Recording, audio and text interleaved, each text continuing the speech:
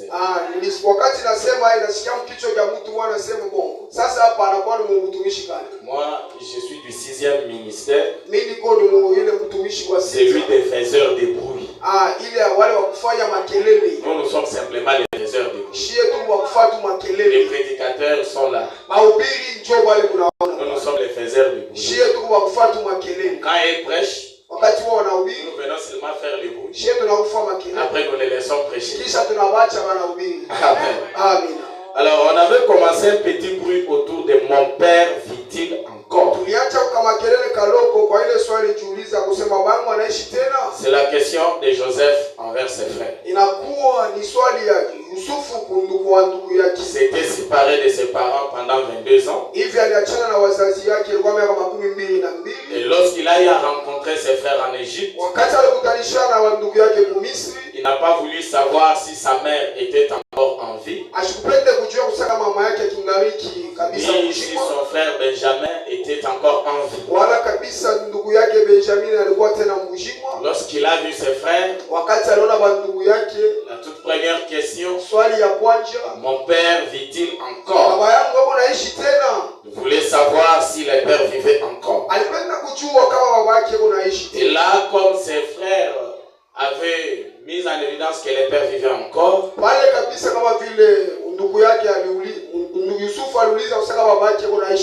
il était en position de rencontrer son père. Et même quand son père avait appris que Joseph est vivant, pour lui c'est quelque chose auquel il ne s'attendait pas. Et il avait aussi jugé bon de rencontrer Joseph. Je voudrais qu'on nous efface les tableaux. Parce qu'il y a un petit truc qu'on va dessiner là pour un peu comprendre la pensée de ce matin. Et lorsque nous consultons les Écritures, et comme nous allons voir cela tout à l'heure, ce n'était pas Joseph qui avait quitté l'Égypte pour aller qui avait quitté l'Égypte pour aller en Canaan, rencontrer son père. Mais lorsqu'on voit les Écritures, c'était le père Jacob qui était en Canaan, qui avait eu à quitter Canaan pour descendre en Égypte. Et ce que Jacob avait fait, c'était une descente. Amen. C'est ainsi qu'aujourd'hui, mon petit sous-thème, je l'ai intitulé La descente du père Jacob en Égypte. Amen. Dis à ton voisin, la descente du père Jacob en Égypte. Dis-lui, il ne faut pas dormir. Aujourd'hui, on va voir la descente du père Jacob en Égypte. Amen. Je veux commencer par dessiner un truc que vous tous vous connaissez. Pour ceux-là qui étaient en train de fuir des études, ceux-là qui pouvaient se chamailler avec le prof de géographie. Comme on a toujours dit, tout se paye ici-bas. Et tout ce que vous faites va vous rattraper. Aujourd'hui, les profs de géographie vous rattrapent.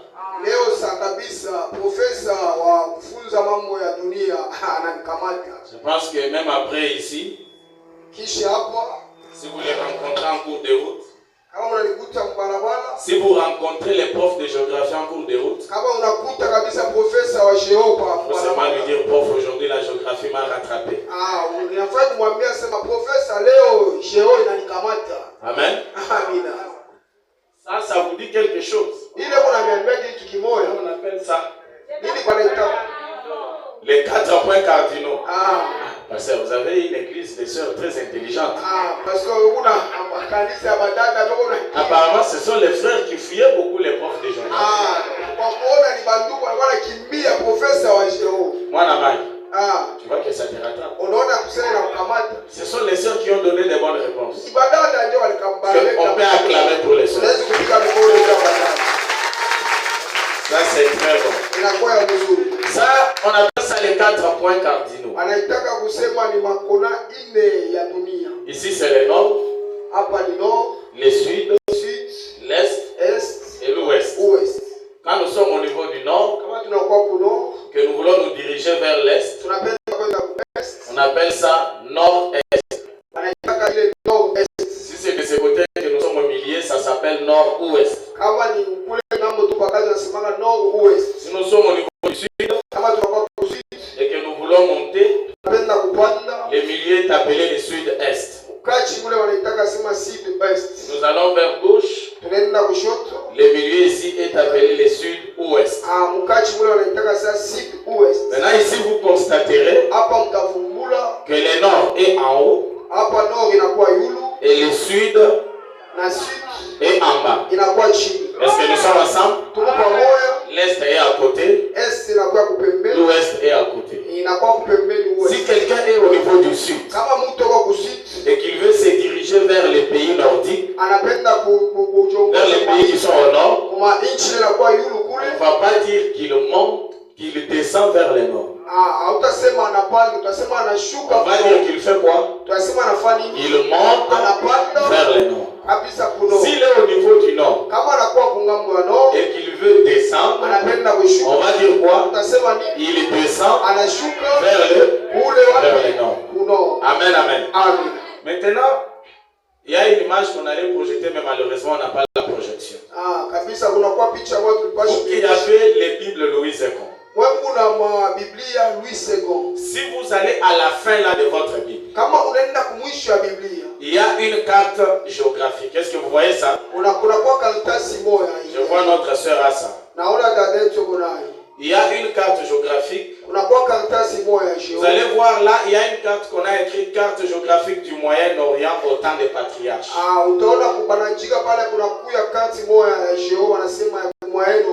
Si vous regardez dans vos Bibles, là, à la fin là, ça y est là. Ce n'est pas pour rien que Dieu a permis que toutes ces cartes soient là. Dieu a inspiré ces gens-là pour qu'ils puissent mettre tous ces éléments-là. Et ces éléments-là sont utiles pour pouvoir confirmer la parole. Lorsque vous vérifiez dans cette carte-là, vous allez constater que Canaan est quelque part ici. C'est-à-dire que Canaan est au nord. Amen. Maintenant, pour quitter Canaan, arriver en Égypte, l'Égypte est ici. Quelque part ici. Parce qu'ici il y a la mer Méditerranée. Amen. Et Jacob était ici en Canaan. Et l'Égypte est ici au niveau du sud-ouest. C'est là que quand vous vérifiez dans la carte, vous allez voir que quelque part là, il y a ce qu'on appelle Beersheba. Lorsque Jacob quitte Canaan, il va passer par Beersheba. Or Beersheba est en dessous de Canaan. C'est que Jacob n'était pas en train de descendre.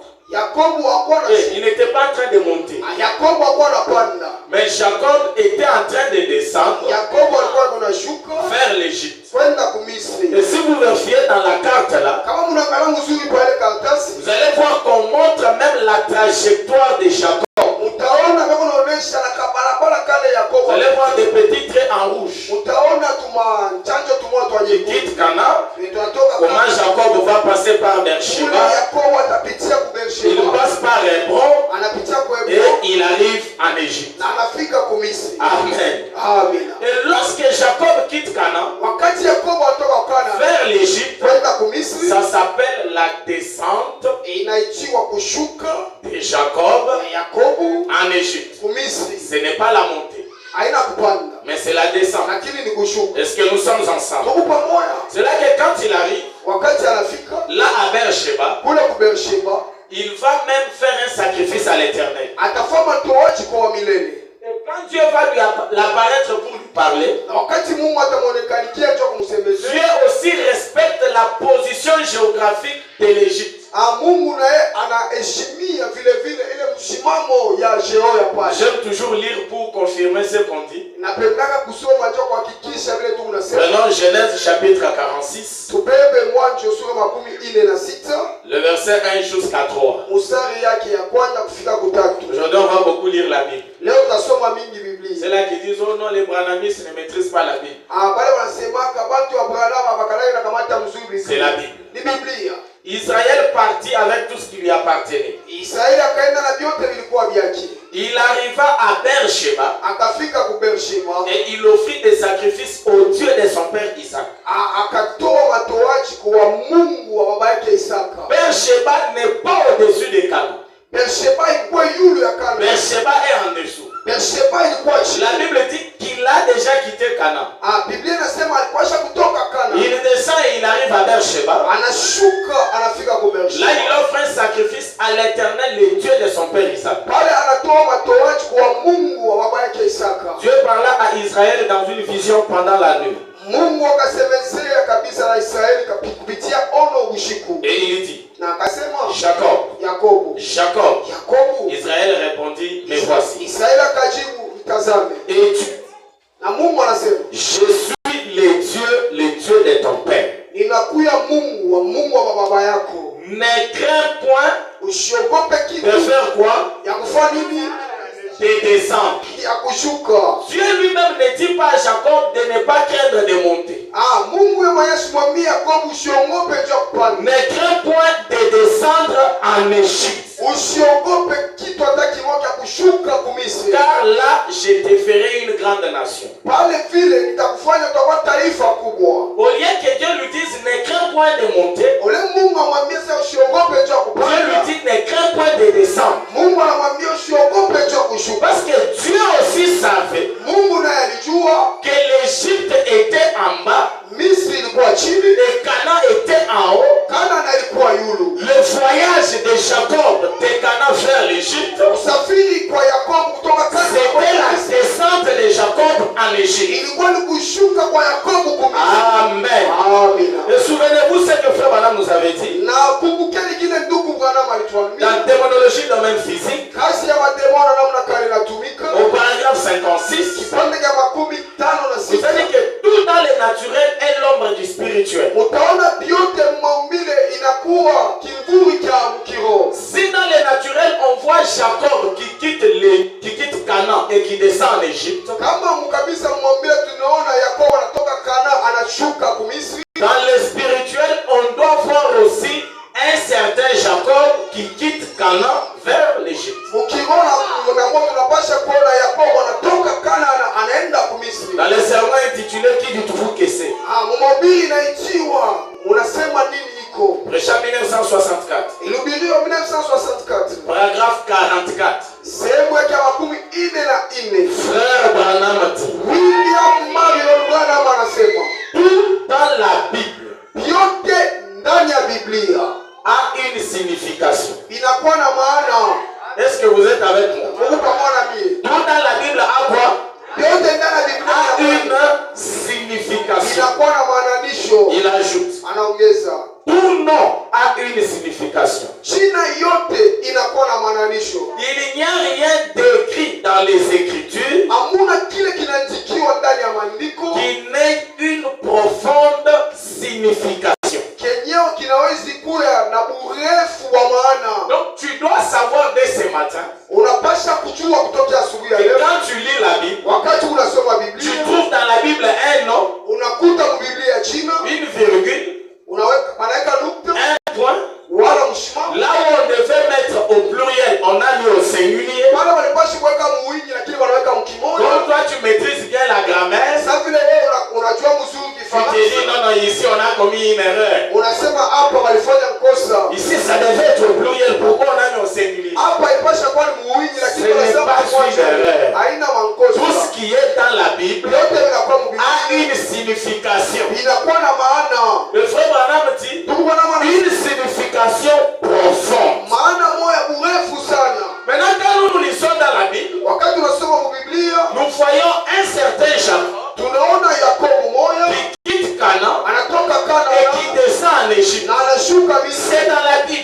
cela a une signification profonde. Et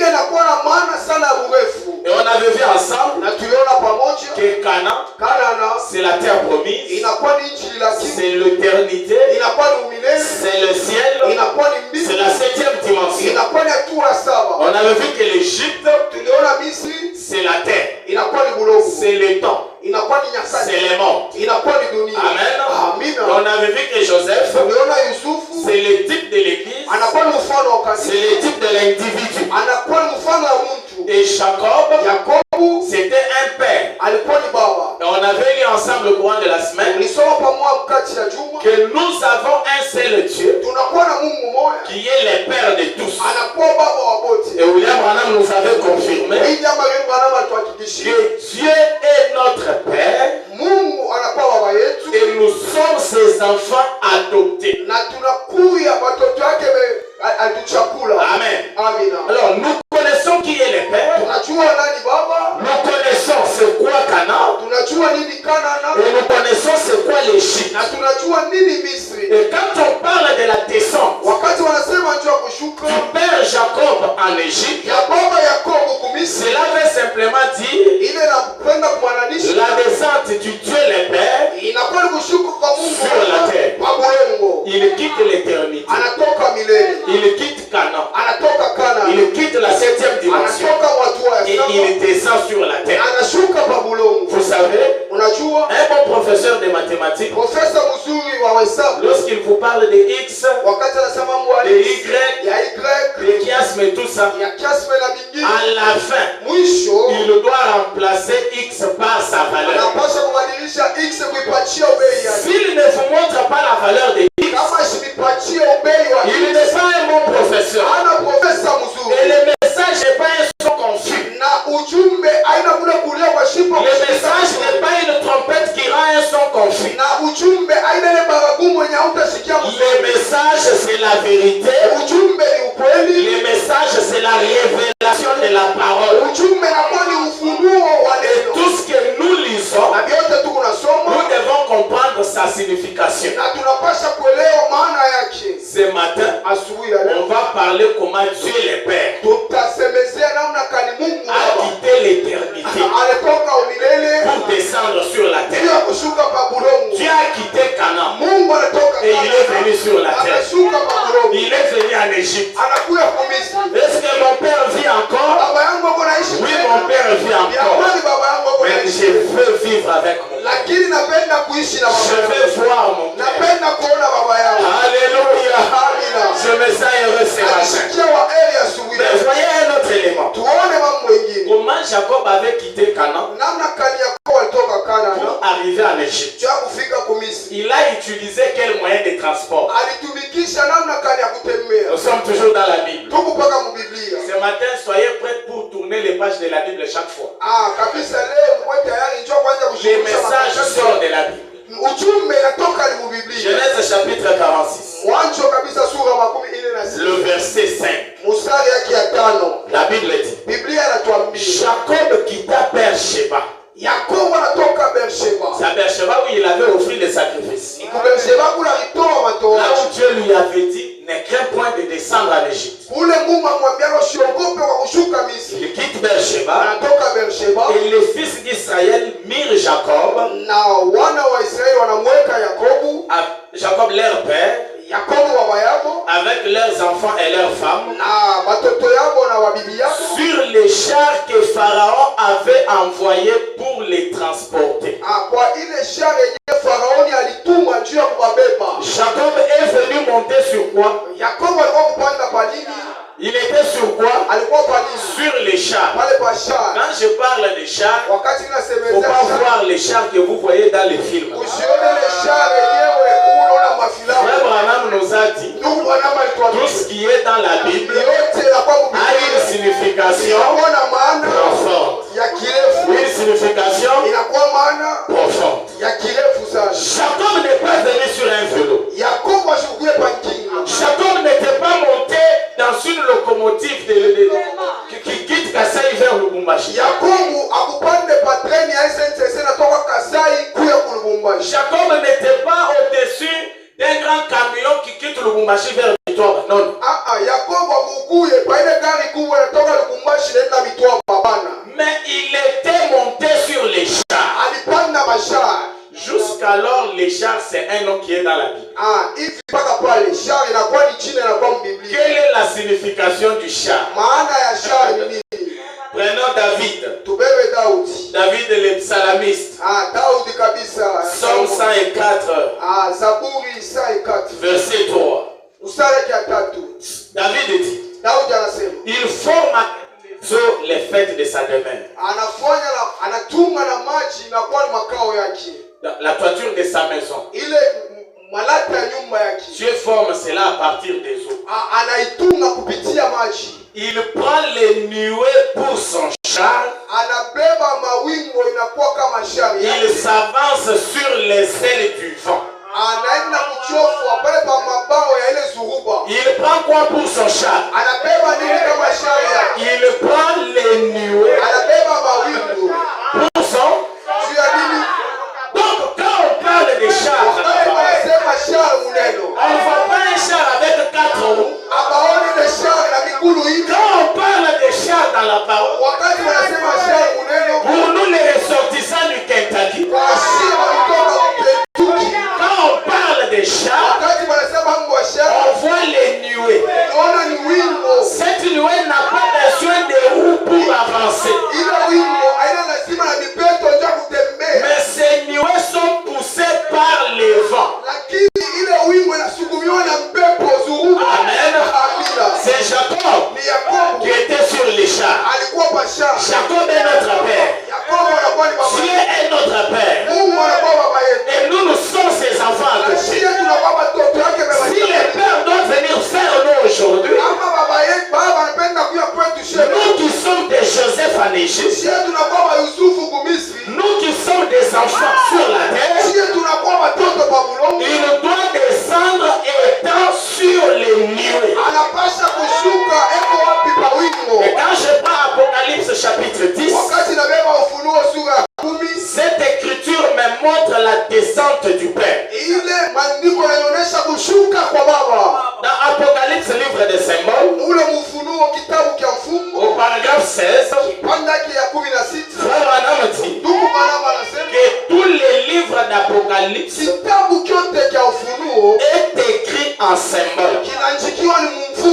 Les livres d'Apocalypse rend les témoignages du Seigneur Jésus.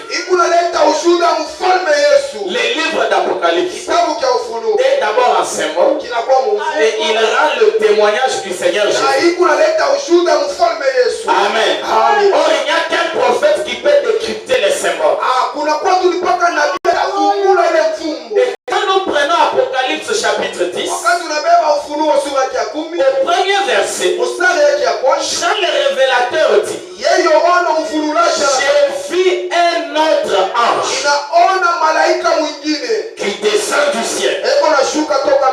Frère Branham dit, il a dit un autre ange parce qu'il y avait déjà d'autres anges. On avait vu ça le dimanche. Il y avait les anges terrestres qui sont les 7 messagers envoyés aux 7 âges de l'Église. C'était des messagers terrestres. C'était des messagers de la terre. Mais dans Apocalypse 10, on voit un autre ange. Et cet ange, c'est un ange puissant. Et Jean dit qu'il descend